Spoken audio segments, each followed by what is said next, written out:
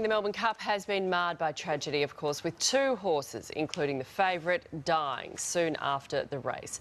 Vets were forced to euthanise seventh-place getter Araldo overnight after he broke a bone in his right leg when returning to his stall.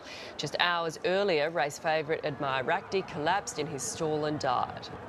It was a sudden death syndrome. It does happen very, very rarely in race horses. I think our incidence in Victorian racing is something like 0.007%, so it's a freak accident. The Melbourne Cup is again heading overseas, with Protectionist becoming the first German horse to win the race. English jockey Ryan Moore was given a dream ride by the stallion, crossing the line 4 lengths ahead of the pack. The federal government has reportedly reached an agreement to allow Australian health workers to fight the deadly Ebola virus in West Africa.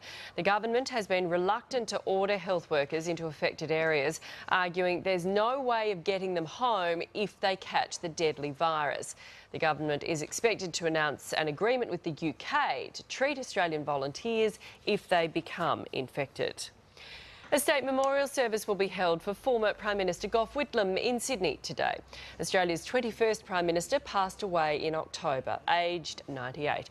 He was the member for the southwest Sydney seat of Werriwa for more than 25 years, and he served in the Air Force during World War II. Tony Abbott is expected to be joined by 5 former Prime Ministers, a number of dignitaries and members of the public to farewell Mr Whitlam.